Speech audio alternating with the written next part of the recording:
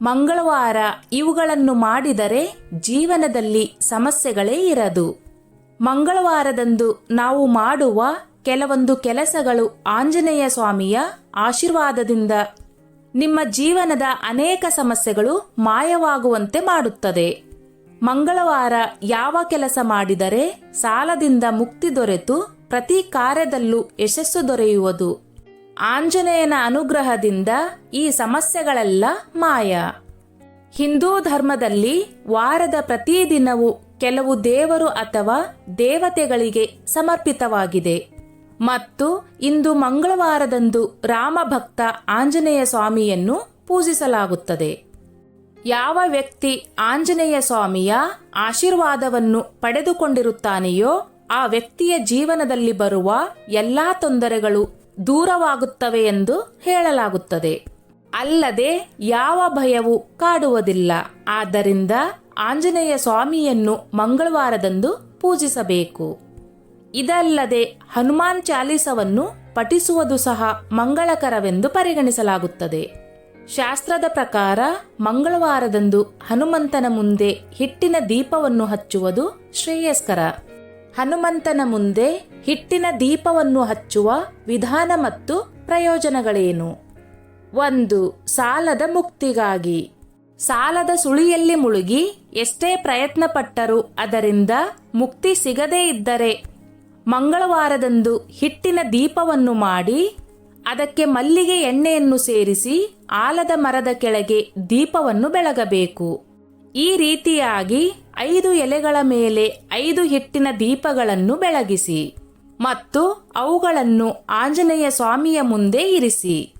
ಸತತವಾಗಿ 11 ಮಂಗಳವಾರದಂದು ಈ ಪರಿಹಾರವನ್ನು ಮಾಡುವುದರಿಂದ ನೀವು ಸಾಲದಿಂದ ಮುಕ್ತರಾಗುತ್ತೀರಿ. 2. ಸಾಧನೆಯ ಯಶಸ್ಸಿಗಾಗಿ. ಧಾರ್ಮಿಕ ನಂಬಿಕೆಗಳ ಪ್ರಕಾರ ಮಂಗಳವಾರದಂದು ನೀವು ಆಂಜನೇಯ ಸ್ವಾಮಿಯ ಮುಂದೆ ಹಿಟ್ಟಿನ ದೀಪವನ್ನು ಬೆಳಗಿಸುವುದು ಮಂಗಳಕರವೆಂದು ಪರಿಗಣಿಸಲಾಗುತ್ತದೆ. ಯಾವುದೇ ರೀತಿಯ ಸಾಧನೆ ಅಥವಾ ಪೂಜೆಯಲ್ಲಿ ಯಶಸ್ಸನ್ನು ಸಾಧಿಸಲು ಹಿಟ್ಟಿನಿಂದ ಮಾಡಿದ ದೀಪವನ್ನು ಆಂಜನೇಯ ಸ್ವಾಮಿಯ ಮುಂದೆ ಹಚ್ಚಬೇಕು. 3. ಶನಿ ದೋಷಕ್ಕೆ ಪರಿಹಾರ.